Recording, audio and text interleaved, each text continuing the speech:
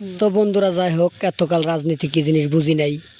ধরেন মানুষের যাত্রা পাড়া খেয়া মানে রাজনীতি এবার বুঝলাম। তো কারণ কথা হলো কি, আমি কিন্তু আজকে খারবান্ধা কলেজ ফিল্ডের মধ্যে মানে কংগ্রেস দলের মিটিং, তে ওই জন্য আসলাম। আর কংগ্রেস দলটা কিন্তু আপনারা সবাই জানেন মানে মানে শান্তি কি জিনিস, মানে কংগ্রেসের ভোট দিলে আমরা শান্তি পাবো, এই জিনিসটা সবাই জানে। আর বর্তমান দেশের কিন্তু পরিস্থিতি খুবই ভালো না, খুবই খারাপ পরিস্থিতি।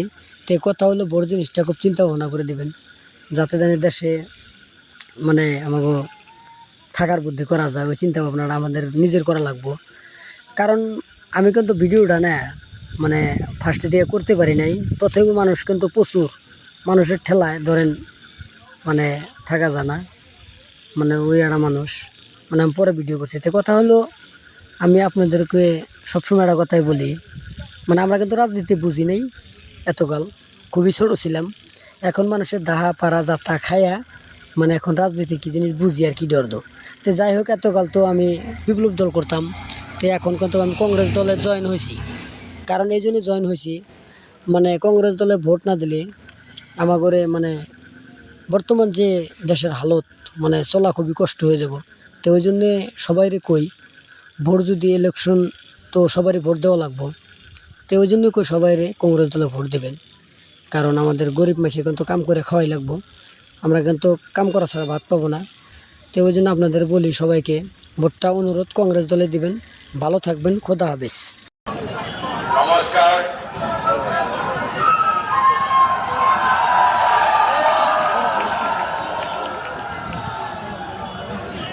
আজি এই বিশাল নির্বাচনী সভাত উপস্থিত থকা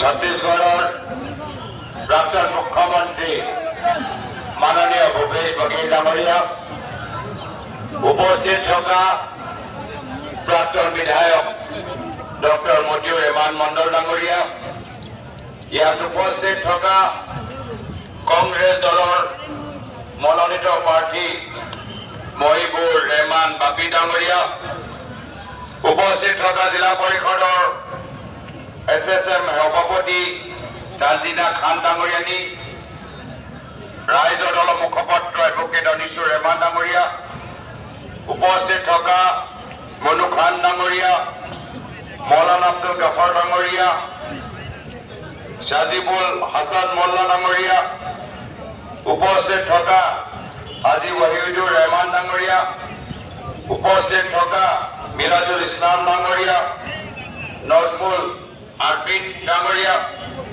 আৰু আমাৰ ব্লক কংগ্ৰেছৰ সভাপতিসকল,